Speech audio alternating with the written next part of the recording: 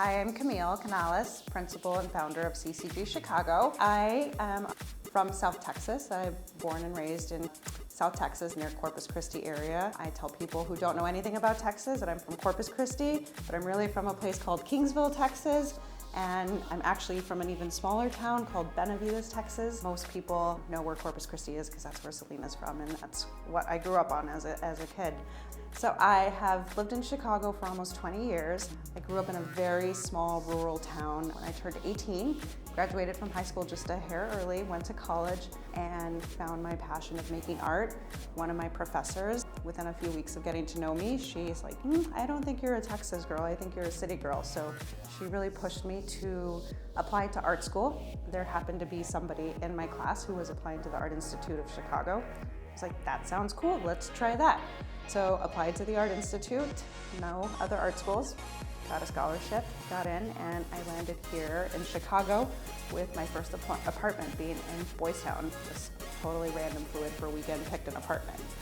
So I've lived all over Chicago, and I've lived in Boys Town, I've lived in Logan Square, I've lived in Rogers Park, and when we moved to Logan Square, I really felt like that felt like home. It reminded me a lot of my Mexican-American roots with families in the backyard, sitting on the front porch, working on their homes, and that's the neighborhood that I still live in, technically in a little pocket called West Bucktown. How I got into real estate, so I have an arts background, I studied fine art, graduated from the Art Institute, but once I got out of art school, I was like, how am I going to pay for this? In my career after art school, I was managing an art department at a for-profit art center here in Chicago, and we were doing a full rehab of the studio. And kind of coincidentally, whenever we were doing the rehab at the studio, just life circumstances, we ended up purchasing a 2-flat in Logan Square with my mother-in-law and took on a full rehab there. So we had always been really great friends with our landlords and helped with the shoveling, small projects.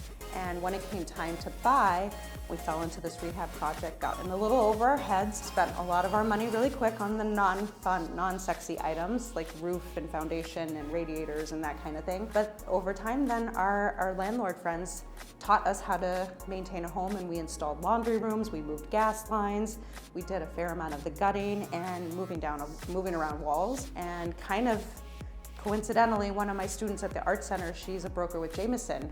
We were chatting about the projects that I was doing in the studio and then also at the house, and she was like, Camille, you should get your license. You'll have all the time to make your art, pick up your kids from school. You sound like you know more about houses and properties than some of the brokers that I'm doing deals with.